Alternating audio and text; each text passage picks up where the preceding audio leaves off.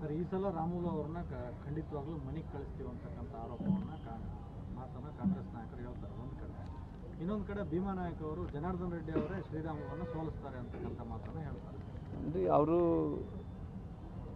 ನಾಳೆ ಮೇ 7ನೇ ತಾರೀಕಿನ ನಂತರ ರಾಮುಲು ಅವ್ರನ್ನ ಅವ್ರ ಮನೆಗೆ ಕಳಿಸ್ತಾರೆ, ಇಲ್ಲಿಂದ ಭಾರತೀಯ ಜನತಾ ಪಾರ್ಟಿ ಕಾಂಗ್ರೆಸ್ ಅವ್ರನ್ನ ಮನೆಗೆ ಕಳಿಸ್ತಾರೆ ಅನ್ನೋಂಥದ್ದು ನೋಡಬೇಕಾಗಿದೆ. ಯಾಕಂದ್ರೆ ದೇಶದಲ್ಲಿ ಇವತ್ತು ಎಲ್ಲರೂ ಕೂಡ ಕಾಂಗ್ರೆಸ್ ನಾಯಕರನ್ನು ಅವರು ಮೈತ್ರಿಯನ್ನು ಇವತ್ತು ಇಂಡಿಯನ್ ಒಕ್ಕೂಟನ್ನು ಮನೆಗೆ ಕಳಿಸಿಬಿಟ್ಟಿದ್ದಾರೆ. ಇವತ್ತು ಅವರಿಗೆ ಸಮರ್ಥವಾದಂಥ ಒಬ್ಬ ಪ್ರಧಾನಮಂತ್ರಿಗಳ ಅಭ್ಯರ್ಥಿ ಇಲ್ಲ.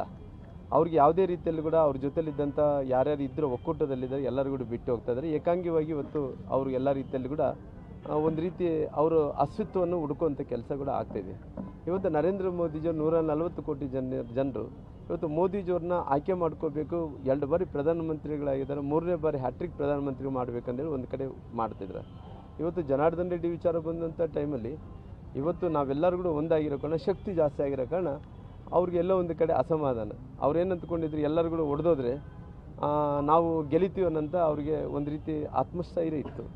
ಇವತ್ತು ನಾವೆಲ್ಲರೂ ಕೂಡ ಒಂದಾಗಿರೋ ಕಾರಣ ಅವ್ರಿಗೆ ಭಯ ಪ್ರಾರಂಭ ಆಗಿದೆ. ಹಂಗೆ ಭಯ ಪ್ರಾರಂಭ ಆದಂಥ ಟೈಮಲ್ಲಿ ಮನುಷ್ಯ ಸ್ಥಿತಿಮತಿ ಇಲ್ಲಾರ್ದಂಥ ಮಾತಾಡೋಂಥ ಕೆಲಸ ಮಾಡ್ತಾರೆ. ಖಂಡಿತವಾಗಿ ನಾವೆಲ್ಲರೂ ಕೂಡ ಒಂದಾಗಿದ್ದೀವಿ, ನಮ್ಮ ಜನರು ಕೂಡ ಒಂದಾಗಿದ್ದಾರೆ. ಹಂಗಾಗಿ ಗೆಲುವು ನಮ್ಮೆಲ್ಲರಿಗೆ ಅನುಕೂಲ ಆಗೋಂಥ ಗೆಲುವಾಗುತ್ತೆ.